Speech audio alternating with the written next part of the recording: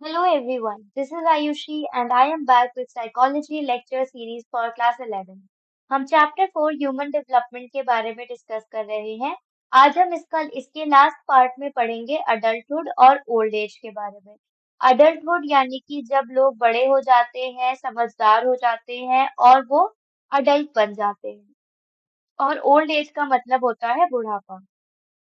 Adulthood वो होता है जिसमें लोग रिस्पॉन्सिबल होते हैं, मैच्योर हो जाते हैं और समझदार हो जाते हैं।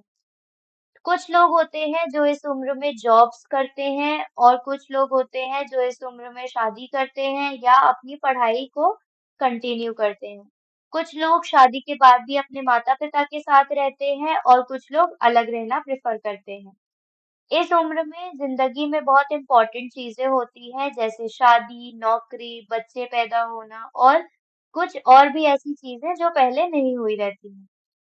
अडल्टहुड में दो मेजर टास्क होते हैं। पहला होता है कि अडल्ट लिविंग या उनको जीवन कैसे जीना है, उनको अपनी जिंदगी स्टेबल कैसे बनानी है, यानी कि वो अपनी जिंदगी में एक स्टेबिलिटी खोजते हैं।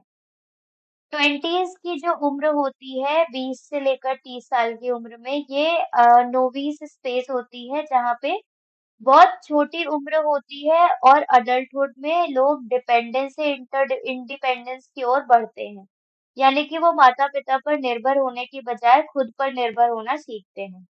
इस उम्र में लोग पैसे कमाते हैं, अपनी नौकरी चूज करते हैं और अपना करियर बनाते हैं, जो कि 20 से 40 साल की उम्र तक में बहुत महत्वपूर्ण चीजें होती हैं। इस उम्र में लोग शादी करते हैं और अगर आप शादी से पहले दूसरे इंसान को नहीं जानते हो तो उसमें एडजस्टमेंट्स करना पड़ता है। दूसरे इंसान की लाइक्स और डिसलाइक्स, उसकी अच्छाई बुराई देखना पड़ता है। इस उम्र में लोग पेरेंट्स भी बनते हैं और पेरेंटिंग का बहुत स्ट्रेस होता है। खासकर जब दोनों माता-पिता जॉब करते हैं तो इसमें जो पेरेंटिंग का स्ट्रेस होता है वो बहुत ज़्यादा हो जाता है। की डेथ हो जाती है या आप दोनों में डिवोर्स हो जाता है तो उसकी वजह से एक स्ट्रक्चर ऐसा बन जाता है जब बच्चे को किसी सिंगल पेरेंट को पालना पड़ता है जो बहुत मुश्किल होता है। नेक्स्ट है अडल्टहुड में फिजिकल चेंजेस क्या-क्या होते हैं। पहला होता है मैच्योरेशनल चेंजेस यानी कि इंसान मैच्योर हो जाता है। डिटीरियोरेशन होता है, कुछ शारीरिक चीजों में घटोतरी होती है जैसे कि देखने की शक्ति कम हो जाती है, सुनने की शक्ति कम हो जाती है या उसके शारीरिक अपीयरेंस बदल जाते हैं।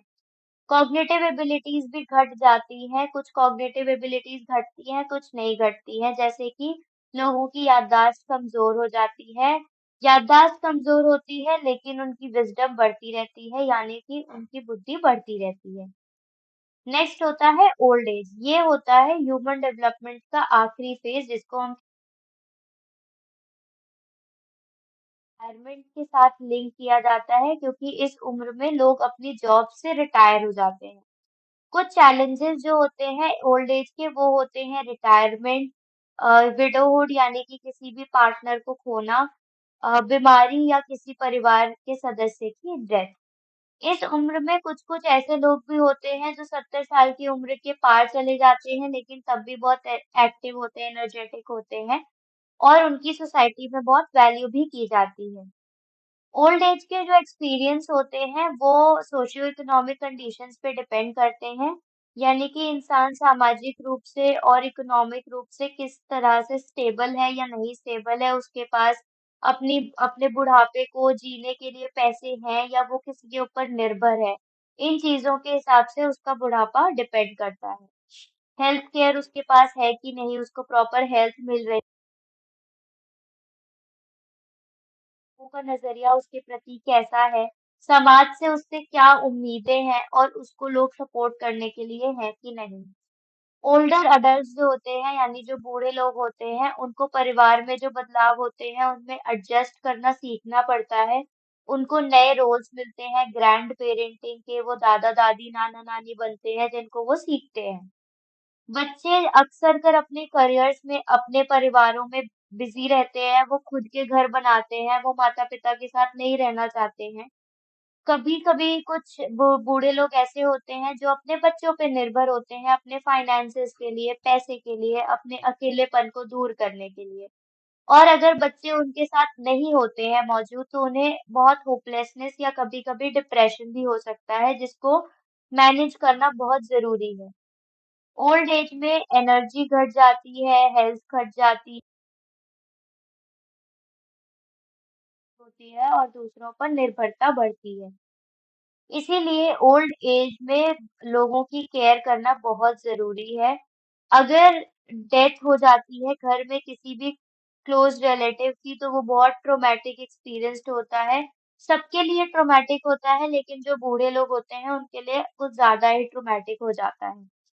अगर किसी का पार्टनर चला जाता है, उसकी मृत्यु हो जाती है, तो जो बच जाता है उसे बहुत दुःख होता है, वो अकेलापन महसूस करता है, उसको डिप्रेशन होता है, फाइनेंशियल लॉस होता है और बहुत भी बीमारियाँ हो सकती हैं।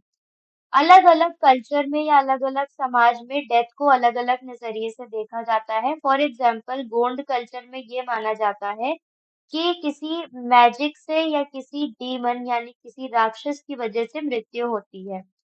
तनाला कल्चर जो मेडागास्कर में होता है वो मानते हैं होती है उनकी वजह से मृत्यु होती है। इसी के साथ चैप्टर 4 का अंत होता है। इस चैप्टर से या इस टॉपिक से रिलेटेड अगर आपको कोई भी डाउट्स या क्वेरीज हैं तो आप अपने क्वेश्चंस कमेंट सेक्शन में पूछ सकते हैं। साइकोलॉजी से रिलेटेड ऐसी ही एजुकेशनल वीडियोस के लिए गुरुकुल चैनल को सब्सक्राइब करना ना भूलें।